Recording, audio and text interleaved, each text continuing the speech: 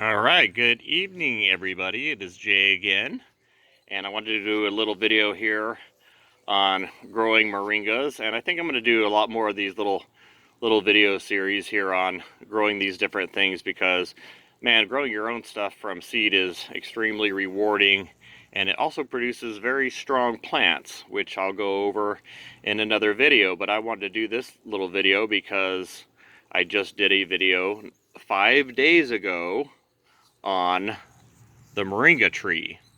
And so if you want to watch that video, go back and watch that video where I kind of went over the growing stats of a moringa tree, if you will. And I collected some seeds off of that, some pods off of that plant 5 days ago. And so here are the trees. So within that 5 day period, I have collected the seeds and planted them, and they have already sprouted and grown. So you want to talk about a fast-growing tree? I mean, this is probably one of the fastest. So look at these little guys. Very cool. There they are. There's your little baby moringa trees. And it seems like if you start with good seed or fresh seed, especially, the germination rate seems to be pretty much 100%. Now you are going to get, within that germination period, you're going to get some trees that are better than other trees, which you can kind of weed out in the process. But I'll tell you, by the time you see the top of the tree, which is 5 days, basically you see this much of the tree, the root is already at the bottom of this pot. So these already need up potted, as crazy as that sounds, because this is a really fast growing tree and you want to maintain the taproot as nicely as you can by obviously large pots and bigger pots, and that's why I use larger pots. So these are little baby moringas. Now I want to show you what a moringa looks like that is about a month and a half old from this state, because I planted one from some seeds that I had from last season. So they do germinate a year later, but it is best to use fresh seed from that season if you can. So what does one look like that is about a month and a half old? So this one is in a 15-gallon pot, and this is in a tall 15, you see, because it's got that big root system, even though it is a small tree. So you see that this one here is about the diameter of my thumb or finger, I guess, down here at the base. And let's go up.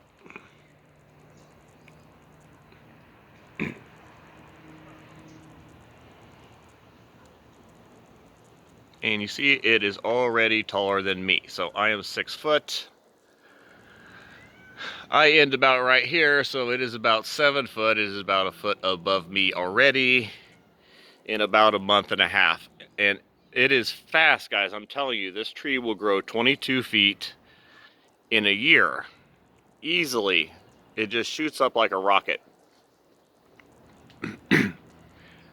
Very beautiful tree, though. So, now that you've been growing this moringa tree for a little while, this is another thing people worry about too, is the yellowing and the losing of the lower leaves. They think that they're overwatering their moringa, and no, it's trunk building, guys. It's going to lose all these as it goes. It's going to lose this one, it's going to lose this one, this one, this one, and as it goes up, you see that it continues the green. It's got all the nice green up here at the top as it's growing. This is what you're looking for. You're not looking at this older stuff. But now at some point in time, you're going to have to decide to yourself whether or not you want a moringa tree or whether you want a moringa bush. And I'll tell you that these two look wildly different. So if you've got a tree, obviously it's going to have a single trunk, and it's going to go up nice and tall, and it's going to be a single trunk tree. I guess that's sort of self-explanatory. It's going to have one trunk. Or do you want it to be a bush? Do you want it to kind of fan out and have kind of multiple trunks? And that really all depends on where you prune this tree. So I've got another couple trees here as an example real close to this tree to kind of show you a little bit better of what I mean. And these are the Royal Poincianas, or the flamboyant trees. You can see there's one right here behind it. So this one was, man, they're beautiful. This one was trained as a single trunk tree. So you see that it's got this single trunk. It comes up here and it canopies where you want it to. So this one starts to canopy just above my head. So basically I could walk under this tree, right? So if it was this moringa that you were wanting to do that with, you would prune it at the top. You basically cut it where you want it to start to branch off at. So if you want to be able to walk underneath it, you would make your cut somewhere at the 6 foot mark here, and then it'll branch out. It'll start to branch out above you and become a single trunk tree, just like this Royal Poinciana is here, okay?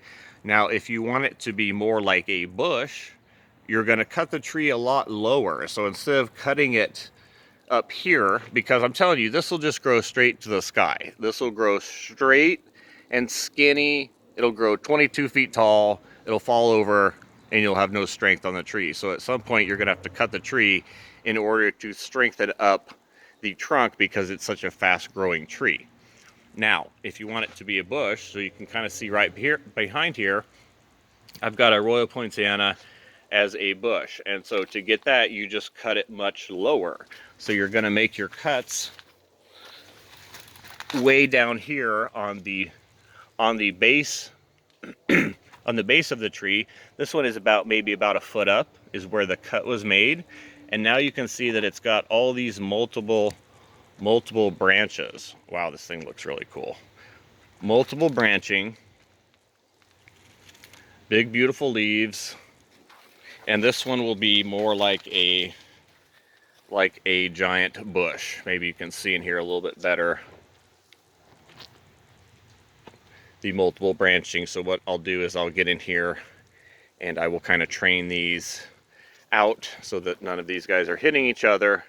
And then this will be this will be more like a bush, but this will be better for the colder regions here in town, because if you've got a big tall Poinciana tree and it gets cold and it gets frozen, well, it's way up there in the sky and it gets frozen down basically to the ground. But if you've got a bush form, it's much lower to the earth and to the surface of the ground, and so it's much easier to maintain a Royal Poinciana bush at about 6 feet tall than it is a Royal Poinciana tree that is much taller, that's going to stick way up there into the cold where there's no protection, and the top of the tree is going to get frostburnt basically on this Royal Poinciana. Whereas this one that's lower, a little bit lower to the ground, this one won't see that freeze.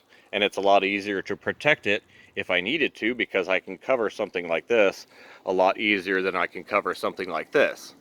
Now, having a big tree, is that awesome? Yeah, of course it is. But it's a lot easier to do some things here in Arizona than others. And trees like to be bushes here, especially ones that freeze, like Royal Poincianas and guavas. You know, they like to be more like a bush than they do like to be a tree. So guess what else falls in that family? The moringa. So same thing, if you've got a big tall tree sticking up there in the sky with all that fresh new growth, then of course when the winter comes, this is what's going to get frostbit. But of course you're going to be cutting this tree back and using it hopefully as a vegetable. All right, guys, so that is moringa and how to grow moringa, and kind of why to grow moringa and what shape you want it to be. It's really fast growing, guys, and if you want a tree out of it, you can get a tree out of it. If you want a bush out of it, you can get a bush out of it, and it makes it a little bit easier to harvest, you know, harvest your stuff, basically, your moringa pods and your moringa flowers. All right, guys, so hopefully that helped. I just wanted to show you guys that within 5 days of that video, I put some of these guys out, and here they are. They are already this tall. They germinated and grew this tall within 5 days. So just imagine, you know, what these will be in several months. All right, guys. Thank you for watching.